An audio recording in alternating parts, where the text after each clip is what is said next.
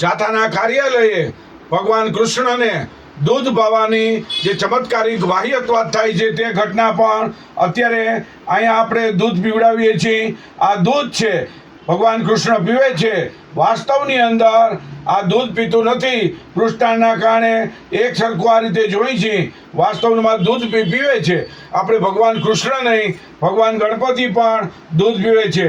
આ બધી ઘટના છે માત્ર ને માત્ર પૃષ્ઠતાળના કારણે જોવા મળે છે. આપણે આ ઘટના અહીંયા આપણે જોઈ છે. ભગવાન કૃષ્ણ, ભગવાન શિવ પણ અત્યારે આ જોવે છે. આ દૂધ પીવાની ઘટના છે. વાસ્તવની અંદર આપણે બીજી ચમચી પણ લઈ છે અને આ જોઈ છે, પણ આ ઘટના છે પૃષ્ઠતાળના કારણે જોવા મળે છે. વાસ્તવમાં ચમત્કાર જેવું કશું જ નથી.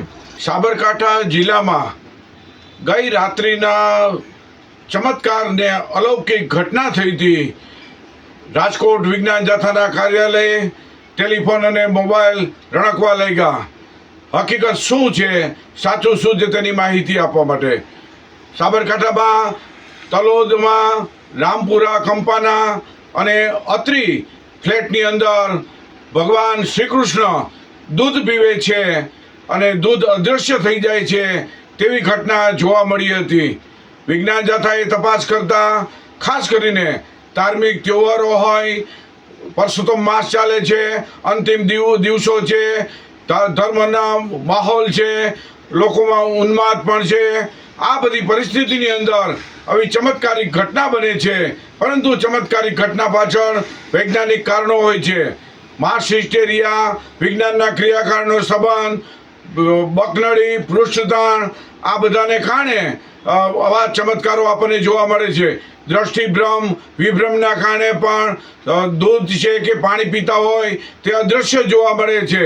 વાસ્તવની અંદર એમાં વિજ્ઞાનનું છુપાયેલું રહસ્ય હોય છે. આ કેસમાં માસ હિસ્ટેરિયા અને પૃષ્ઠતાણના કારણે આપણને દૂધ છે કે પાણી છે અદૃશ્ય જોવા મળે છે.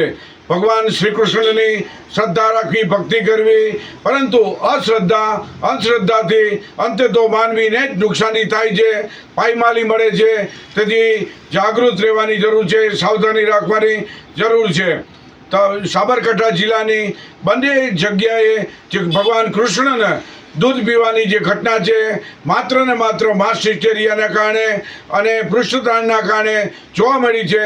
વાસ્તવમાં ચમત્કાર જેવું કશું જ નથી, માત્ર દૂધ છે.